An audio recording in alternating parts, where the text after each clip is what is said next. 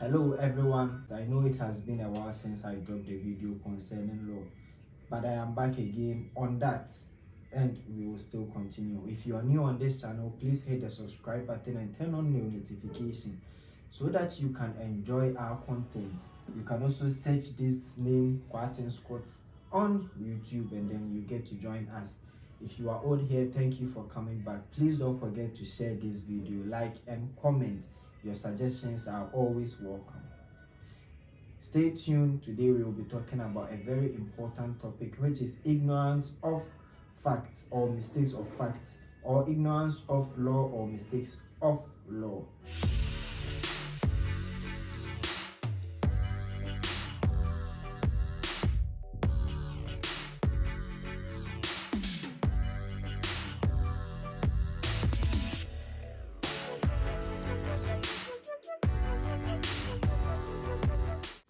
As I rightly said earlier on, today I'll be talking about ignorance or mistakes of fact or of law.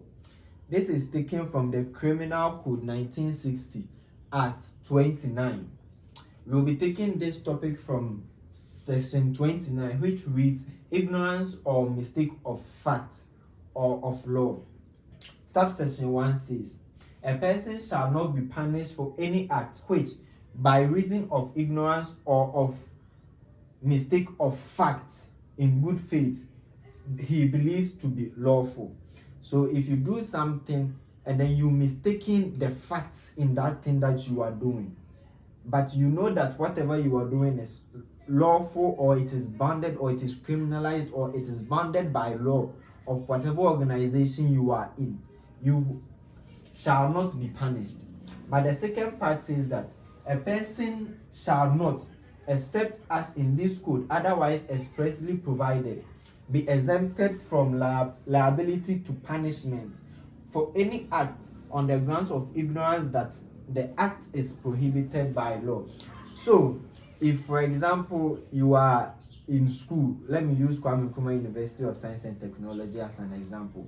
It is known that every class is having an interval of 5 minutes. So if you have this class, you must rush within 5 minutes to get to the next class.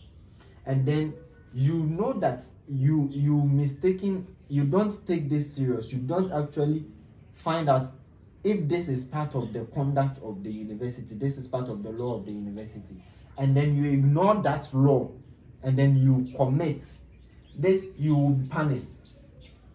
But if you know that yes, there is a time frame that you must get from one class to the other, but then you don't know the exact time interval, and that one you can be punished.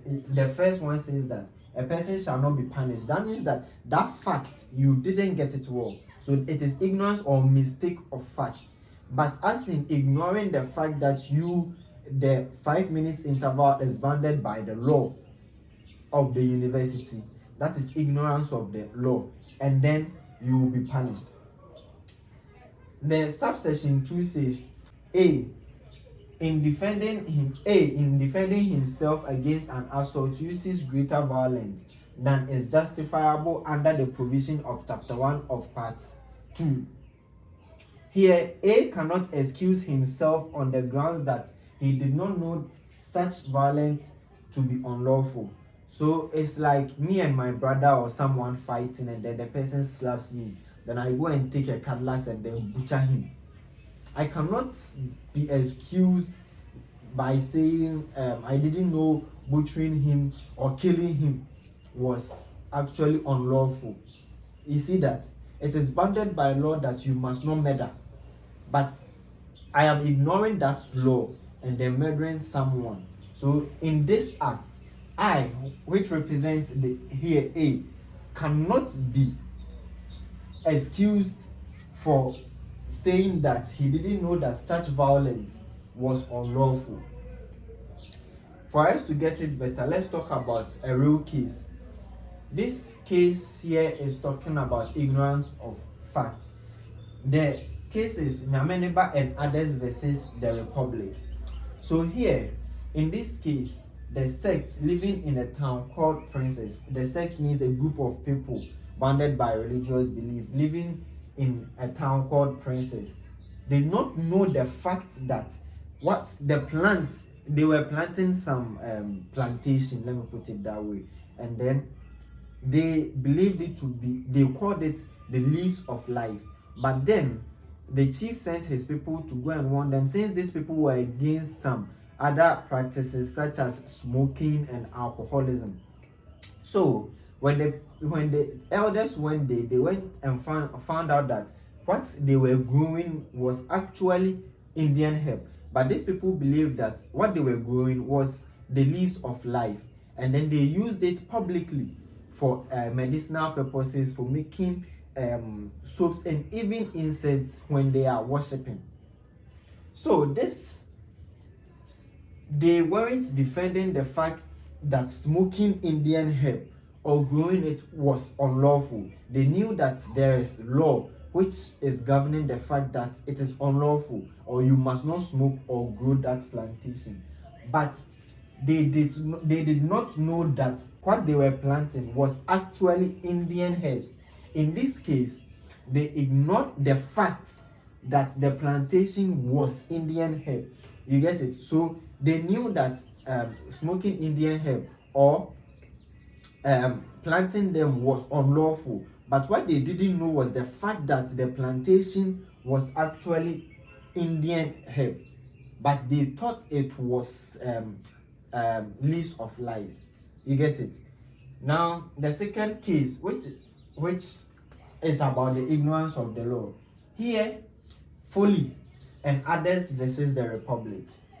In this case, these people actually cremated a dead body. But in the laws of Ghana, you must not. There is a law that governs that every person who dies must have a peaceful burial. You get it? But these people believed that when they burning the body isn't actually bounded by any law. You get this thing? So they actually ignored that.